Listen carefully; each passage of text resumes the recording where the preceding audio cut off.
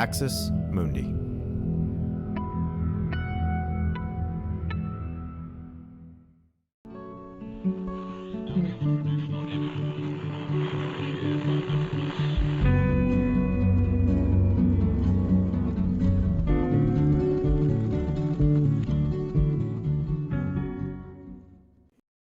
Welcome to Straight White American Jesus. I am Brad Onishi, faculty at the University of San Francisco, here today with a beloved former co-host, guest, team member, person who has really contributed to this podcast in major ways, and that is Dr. Matthew Taylor. So Matt, thanks for being here. Thank you for having me back, Brad. So, folks, if you don't know who Matt is, he is a senior scholar at the Protestant. He's a senior Protestant scholar at the ICJS, the Institute for Islamic, Christian, and Jewish Studies in Baltimore. He specializes in Muslim-Christian dialogue, evangelical and Pentecostal movements, and religion and politics in the United States. His first book, Scripture People, Salafi Muslims and Evangelical Christians, America, is out with Cambridge University Press. And his next book, The Violent Take It by Force, will be out soon, I believe, early 2024. With Broadleaf Press, and that is all about the New Apostolic Reformation, which we're going to talk about today. I have you on today, Matt, to ask a pretty simple question. New Speaker of the House, Mike Johnson, what are his ties to the New Apostolic Reformation? Before we answer that, can you give us 90 seconds on the New Apostolic Reformation for those who need a refresher or who have never heard of that? Yeah, if you need an 8-hour refresher, go listen to Charismatic Revival Theory. So the New Apostolic Reformation is a network of networks. These are leadership networks. They were formed. They all exist in what we would call the independent charismatic world. So this is a segment of Pentecostal charismatic Christianity. It's kind of I think the easiest way to think about it is it's the non-denominational form of Pentecostalism. So these are churches that are not attached to denominations. Instead, what they have largely chosen to do in the independent charismatic world, attach themselves to apostles and prophets. And there's dense theological history as to how they got there. But the idea is church governance should be led and organized around these modern day apostles and prophets. And this is a charismatic form of spirituality. So it's very invested in the supernatural, very invested in recreating what they understand to be the experience of the early church, the miraculous environment of the early church, and creating a revival movement towards what they understand to be the end times. These networks get started in the 1990s. They're often very closely associated with a seminary professor named C. Peter Wagner, but he mentored and gathered a huge group, probably in the high hundreds, low thousands of leaders in this independent charismatic world who are all attached to these ideas. And then, as we talked about in the series, right around the mid-2000s, they adopted this very aggressive vision of theology that is sometimes called dominion theology, sometimes called the Seven Mountain Mandate. But the idea is that the church is they're not only going to revolutionize the church, they're going to take over the world and take over whole societies. And then from that point on, they've gotten extremely involved in politics. And the New Apostolic Reformation leaders in these networks were really the backbone of Christian Trumpism. And as I argued in the series, are really at the heart of Christian organizing for January 6th. Some people listening might be thinking, well, great, you're talking about a minor sect of American Protestantism. Who cares? Is this a sector of American Christianity that is growing, and is it one that we should actually be paying attention to? It is growing. It is growing quite rapidly. According to some studies, it is growing faster than any other Christian movement in the United States. It is growing rapidly around the world. These apostolic and prophetic dynamics and paradigms are very quickly expanding. And just to give one number, one statistic, our friend Paul Jupe, who's a sociologist, put in after Charismatic Revival Theory came out, he put in the field a survey just to ask how many people agree with these ideas of modern prophecy and how many people agree specifically with this Seven Mountain Mandate theology. And he phrased it very specifically. People, do you agree that Christians should atop the seven mountains of society? This is a phrase that didn't exist 25 years ago. And he found that more than 20% of Americans, not American Christians, more than 20% of Americans agree or strongly agree with that statement. And so, yes, even though these networks are fairly small, their influence is just exponentially beyond the pure boundaries of those networks. And one more question about the New Apostolic Reformation is you mentioned the seven mountain mandate, the idea that there's seven domains of, the world, of society that Christians should be in charge of: the economy, the government, the media, and so on. Does this indicate the New Apostolic Reformation and its networks understanding of a theology of takeover, a theology of control? The goal is not to be missionaries to a fallen world. The goal is to take over the world for God. Is that fair? Is that too reductive? No, that's totally a fair characterization. So, and if you listen to how the idea of the Seven Mountain Mandate is coined by this guy Lance Wallnau, propagated through these New Apostolic Reformation networks. And if you listen to the rhetoric from the start, it very much is about takeover. It's about taking over the tops of the mountains. Influence will flow down from the top of the mountains. This is a vanguard model of societal revolution. You take over the positions of power and you govern from the top. And this came out a little bit in the Charismatic Revival Theory series. It comes out even more in my book. Often these folks will literally use the language of colonizing. They will say, we are colonizing earth from heaven. We are the colonizing force. The church is the colonizing force that God has sent into the world in order to bring the culture of heaven into earth, make heaven on earth, to build the kingdom of God. They're not shy about this stuff. They've toned it down publicly sometimes, but still in their own documents, they're using those kind of phrases. Well, on that cheery note of Christian colonizers, let's talk about our new Speaker of the House, Mike Johnson. You've written a great new piece for the Bulwark that just appeared this morning. And there's a lot of speculation online about Mike Johnson. I think the world is now coming to understand Mike Johnson as an incredibly conservative Christian who, I'll be honest. So I'm going to give you a characterization, Matt. Kevin McCarthy, to me, is that guy who goes to church every Sunday. He's at church. He's a loudmouth. He's pretty arrogant. He's shaking hands. And he's doing all of that because he knows he needs to be there. And yes, does he, quote unquote, believe it? Yes, sure. Yes, he does. But he's the kind of guy that wakes up in the morning and is like, what's Kevin McCarthy getting today? Yeah, I mean, God, yes. Jesus, great. Okay, family, sure. And so he's glad handing people at church. He's trying to get people right. I know that guy at church. I know him. Mike Johnson's the guy that he's quiet. He's sitting in the front row. When he wakes up in the morning, he's like, how do I colonize earth for Jesus? Okay. He's not there to aggrandize his own persona, even if he does want power. People are waking up to this. Now, there's a lot of speculation. What kind of Christian is he? He's a Southern Baptist. There's a lot of people on Twitter/X saying he's a quote unquote dominionist. We'll come back to that. I just want to go through what you, as a scholar, a specialist who I trust more than anyone on these issues, connect us to him and New Apostolic Reformation figures. So the first people you point to in your piece for the Bulwark are Jim Garlow and Mario Bramnick. You point out that they were evangelical advisors to Trump and that they have connections to Johnson. Can you tell us a little bit about their connection to Trump, and then tell us where and how Mike Johnson is hanging with them, knows them, listening to them, whatever? Yeah, let me backtrack just a little bit to how some of these folks got into Trump's orbit. So if you think back to the 2016 campaign that really starts in 2015, Trump launches his presidential campaign in June of 2015.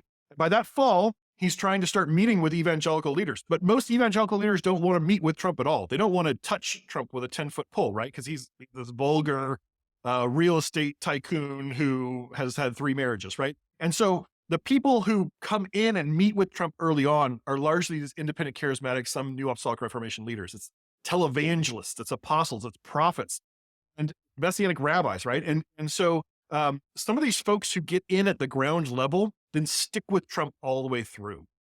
And so a lot of these New Apostolic Reformation folks get in at that time. They're kind of the ground floor evangelicals who are building theological rationales for supporting Trump. Jim Garlow, actually, I think you've been in the same room with him, Brad. Jim Garlow, he's a pastor from Southern California, from San Diego. He was kind of on the fringes of some of the New Apostolic Reformation stuff early on. But then, especially in the last decade or so, maybe last 15 years, he's really gotten into this NAR stuff, has really attached himself to a lot of these NAR networks.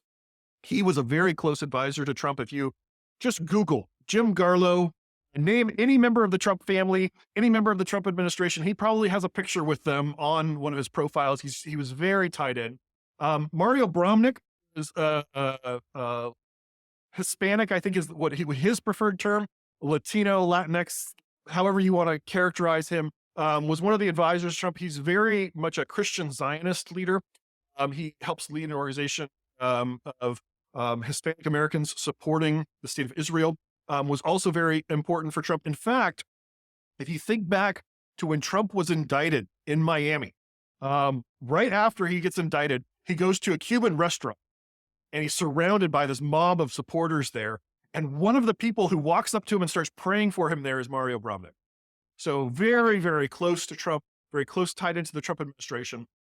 After the 2020 election is called for Joe Biden, you start to have all these ramping up efforts to bolster Christian support for Trump to try to overturn the election. And one of the major prongs of that effort was something called the Global Prayer for Election Integrity Calls.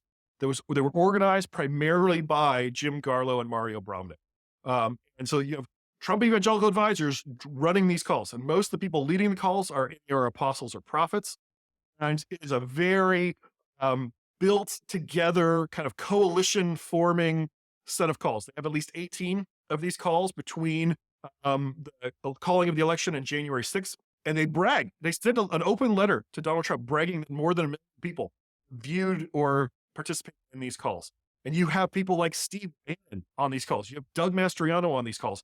So it's kind of tying together. Michael Flynn joins some of these calls. Sean Foyt joins some of these calls. So they're tying together the religious side of the mobilization effort with the practical movers and shakers. After Biden's inauguration, those calls continue. And they changed the name a couple of years ago. So now they're the World Prayer Network calls, but it's the same people organizing them, the same platform. It's just they changed the name. And Mike Johnson has been a regular participant in these calls. I'll be frank, I never heard of Mike Johnson up until last week. And yet, when you go and look him up, he was a regular participant in these calls. He was regularly updating them on his own strategies around reaching out to people in Congress, trying to spread their political and really theological vision. He says on one of the calls that Jim Garlow has been a mentor to him and who he has shaped Mike Johnson's faith. And so you really do see that he was kind of there, in some ways, their point of access to Congress. He was the guy from Congress who would come on these calls and share with them what was going on in Congress. Let's just recap. So we have Jim Garlow and Bramnick, both close to Trump, organizing this kind of network of prayer calls and kind of mobilization efforts, as you say, connecting the religious leaders and oligarchy with the political pantheon of bad guys around Trump. So essentially what you're saying is Mike Johnson's a kind of willing, enthusiastic, and consistent participant in a set of calls that included, right, a network of Sean Foyt, Steve Bannon, all of those types that we hear about, Mike Flynn, as well as the New Apostolic Reformation leaders like Jim Garlow and Bramnick. So we have these like direct ties. He's participating. He wants to give strategy from Congress. He's really a kind of leader when it comes to the congressional representation in this network. All right, so that's in place. And go ahead. Let me just clarify something really quick. We don't have access to the vast majority of these calls that happened before January 6th. They were all deleted, very, very intentionally deleted. And so I don't know if Mike Johnson joined any of these calls before January 6th. I know he was close to Garlow, but you can find the recordings now of some of the ones that have happened in the last 2 years, and that's where you see him on these calls. So what his role in that interface before January 6th was, I'm not sure. And this has continued to be an organizing space for this kind of Christian nationalist spiritual warfare and prayer mobilization. And he has been on there at least 4 or 5 times within the last year. Listen, friends, right now, if you were part of those calls and downloaded them and now have seen the light and see them as a nefarious bit of anti-democratic mobilizing in our midst, and you want to talk, hey, I am here. Please email me and Matt, and we'll both be in touch and would love to talk about those files. So just going to put that out there. All right, let's go home to Louisiana, and let's talk about Mike Johnson in his home church in places like Shreveport, Louisiana. What does his New Apostolic Reformation connections, what do those look like there? Yeah, let's talk about Louisiana. And I also want to come back to the prayer breakfast that wasn't a prayer breakfast, but we'll come back to that one. So if you think back, if you listen to Charismatic Revival Theory, the last episode was about Dutch Sheets, who is one of the major NAR apostles. I make the argument in that episode that Dutch Sheets did more than any other Christian leader alive to mobilize Christians to show up on January 6th. He was, I think, head and shoulders above everyone else. And Dutch Sheets has some very radical, crazy theology that is really using this colonial language that we've talked about. And Dutch Sheets has his own networks. Some of them are kind of the NAR networks of old, and some that he's built within the last decade or so. And so these are networks of leaders. And if you remember the story, Dutch Sheets took a group of these leaders, a group of these apostles and prophets around all the swing states in that season between calling the election in 2020 and January 6th, barnstorming the swing states, doing these high octane prophecy prayer meetings with hundreds of thousands of people watching them, using incredibly violent rhetoric, and really pushing some of these ideas. And the others, Dutch Sheets is the one who creates the appeal to heaven flag meme. And Dutch Sheets also creates this idea. It's a kind of subset of NAR theology focused around this Greek word eklesia. And so the term eklesia, it's literally just assembly. And you can, usually if you go to most Bible translations, ecclesia gets translated as church, right? So we call theology about the church ecclesiology. Well, Dutch Sheets changes the interpretation of ecclesia to mean not church, but mean governing assembly. And he says, he reinterprets the New Testament to say, actually, if you go back in Roman history, the Romans would use ecclesia to colonize other areas. And they would send their citizens in to govern an area and change the culture into Roman culture. And he says that is the model that Jesus wants when he uses the term ecclesia. So the church, this is where you get this idea of the church as a colonizing force to take over things. So one of Dutch Sheets' mentees, colleagues, that's a little bit unclear, is this pastor apostle in Louisiana in Shreveport named Timothy Carskaden. And Timothy Carskaden has signed on to Dutch Sheets theology, participates in conferences with him, teaches alongside him, mimics the things that he says. I found several clips of Mike Johnson visiting Timothy Carskaden's church. It's in his district, but he has a very close relationship with Timothy Carskaden, invited Timothy Carskaden into his own signing-in ceremony in Washington, D.C., hangs out with Timothy Carskaden. When he shows up at Timothy Carskaden's church, is effusive in his praise of this man. They seem to hang out socially. They seem like they're pretty darn close. And I found a clip of Timothy Carskaden speaking to his church with Mike Johnson there, ready to speak himself. And Timothy Carskaden starts using this ecclesia theology. And he says, we are a governmental church, which in our terminology means we are a church that's meant to take over the government, that's trying to take over local government. And he says, because we are the ecclesia. And that means that we're a governing assembly and that we're supposed to tell the world what to do. We're supposed to tell the government what to do, right? And he's saying this to Mike Johnson in front of his church. And Mike Johnson has been hanging out with these folks, has been speaking at their churches, right? And this is not like kind of arm's length. And Mike Johnson, his own church and his own background is Southern Baptist, right? So what is he doing hanging out with these independent charismatic folks in Louisiana and using them seemingly as his major power base? Well, it seems to have a lot to do with this kind of political alliance that he has with them.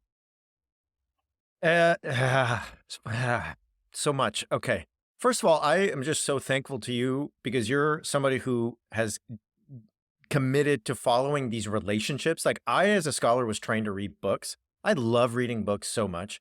You're so good at being like, hey, we got to follow Dutch sheets. And then if we go here, and it's just like dizzying. It's like the Real Housewives of independent charismatic Christianity, because you have to follow all the relationships.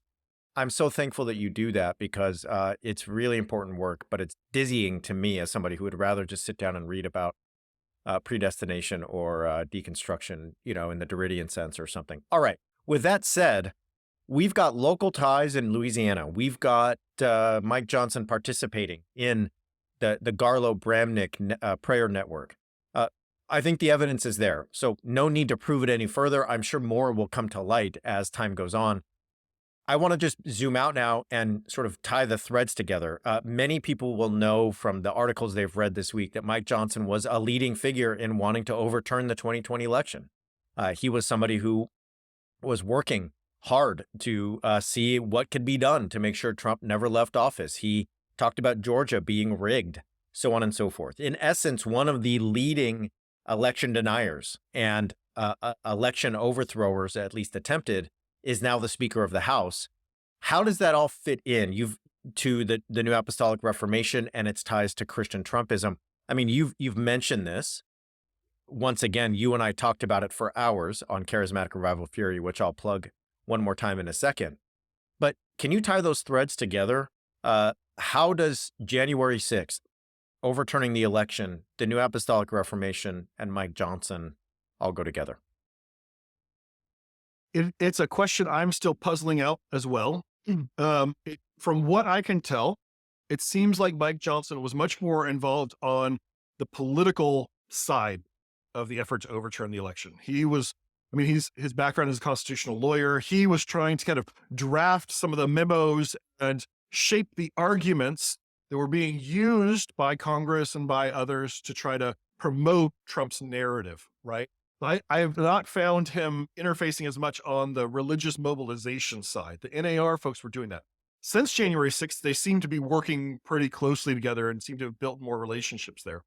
Now, with the question of why, if you think back in American history, Baptists were always kind of a bad fit for government takeover, right? If you think back to Baptist history, right, the phrase separation, the wall of separation between church and state, comes from a letter that Thomas Jefferson sent to a group of Baptists. The Baptists were not the established churches in America early on, right? You had the established churches were the Presbyterians and the Episcopalians and the Congregationalists, and right, these folks who could shape and form governments because they had a lot of power back in Europe. The Baptists didn't have a lot of power.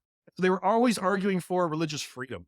If you go and listen to some Baptists, even Southern Baptists like Russell Moore today, they still will very much frame things in terms of Baptist history and religious freedom, and disestablishment benefits them. So if you're a Baptist and you want to figure out how to forge a theology for government takeover, you're going to have a hard time finding resources for that in the Baptist tradition. I think the mood of right-wing Christianity in America has shifted a lot in the last 15 years. Really, starting with the election of Barack Obama, but very much accelerating in the last 15 years. And to the point where Christians' narrative is that they are, or right, at least right-wing Christians' narrative is that they are embattled, that they are losing the culture war, and that they need to take over everything, right? And that's very different than what the religious right was saying in even the 1980s, 1990s, right?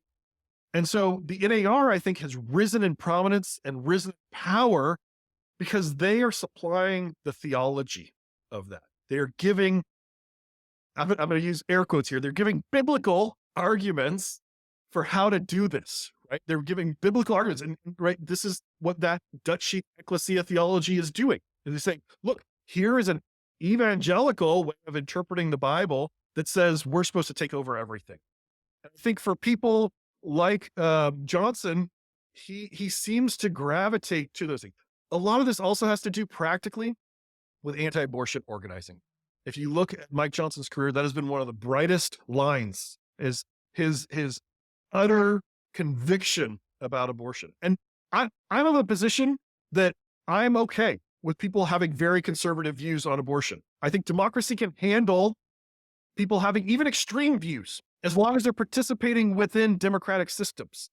What worries me here is the undemocratic politically extreme mobilizing and willingness to overturn the rules of democracy to enact that. I think that's where you see the overlap. That the NAR has the theology of extreme government takeover, anti-democratic government takeover, and Mike Johnson has the will to do that. And he's also a devout Christian, and he can't find some of those resources within his own tradition, I would argue. And so he's looking for places where he can find them, and finding natural allies in some of these, and even mentors in some of these NAR leaders. Want to just point people to a podcast series that we produce here at Access Moody. It's called Inform Your Resistance. And episode 1 is a 45-minute discussion of abortion abolitionists who, as Matt just said, are really using anti-democratic approaches to their fight to end abortion in the country. So you can see that at accessmoody.us. You can look for that in our show notes. But Inform Your Resistance episode 1 is all about that. And I would recommend that to you if you want to learn more about that. All right, just to close, Matt, I mean, I think you've made the case pretty convincingly that Mike Johnson is somebody who's been inspired by, to say the least, New Apostolic Reformation theology and practice. That means a sense of being a Christian colonizer, and it's hard to overstate how frightening that is, that he would be Speaker of the House, the leader of the lower legislative body of the United States, the head of the Republican Party in that body, and so on and so forth. I want to ask you one more question, and I don't want to put you on the spot about Johnson himself or yourself, but I do want to ask about Israel and the New Apostolic Reformation, because it might provide people, there might be people wondering about that. A lot of New Apostolic Reformation people are very invested in what I would call a fetishization of Israel. A lot of Israeli flags, a lot of shofars. Can you tell us about the New Apostolic Reformation and Israel just because of what is happening as we speak in Israel and Palestine? And if there's any indication of where that might lead Johnson policy-wise, et cetera. And if not, it's okay. That may not be available, but just wondering. Yeah, I can't speak specifically to Johnson and his view on Israel, but I can speak to the broader phenomenon of Christian Zionism and Messianic Judaism. So Christian Zionism is just Christians supporting the state of Israel for theological reasons. And there's very deep roots of that. It goes back long ways, especially kind of coming out of the Reformation, some of the new eschatologies and eschatological conversations. You really start to see these Christian Zionist threads being woven into especially the Protestant theological tapestry. But a lot of the shifts in the 1970s. In 1967, you have the Six-Day War. There's a surge in Christian Zionism among evangelicals that also happens at the same time as the Jesus People movement is going on. This revival, a lot of ex-hippies, some contemporary hippies kind of becoming Christians, and a number of Jewish people convert through the Jesus People revivals, and they wind up creating Messianic Judaism in the United States. Messianic Judaism, right? This community that claims both a Christian and a Jewish identity, that most Christians accept as Christians and most Jews reject as Jews. That forms in the 1970s, that identity of Messianic Judaism forms in this independent charismatic space. And so Messianic Judaism is also part of the independent charismatic world, and rabbis kind of operate with that, the same kind of celebrity culture that these NAR folks. In fact, as the New Apostolic Reformation gets off the ground in the 1990s, a number of these Messianic leaders, Messianic apostles, Messianic rabbis attach themselves to the NAR. In fact, I've got an academic paper coming out next year on some of the ties between Christian Zionism, Messianic Judaism, the NAR, and January 6th. Talk about a wild combination. But so these NAR folks are often closely in conversation with Messianic Judaism. Sometimes some of the NAR leaders are Messianic Jews themselves. And so there's a lot of that's the similar, this cross-pollination in terms of appropriation of shofars. There's a lot of NAR leaders who will follow the Hebrew calendar. And these are folks who do not see even one iota nuance in the complexities of the Middle East and of Israel, Palestine. They are hard charging, pro-Israel all the way. In fact, if you go on some of these NAR prophecy boards or listservs right now, it is straight up talk of this is God's war, and God is behind this, and virtually no empathy, sympathy, concern whatsoever for Palestinians. And I work at an institute for Islamic, Christian, and Jewish studies. I have friends who are Jewish. I have close friends who are Muslim. I have friends who are from that area on both sides of this conflict. And I feel incredibly deeply for everyone who's involved. It has been an absolutely heartbreaking month.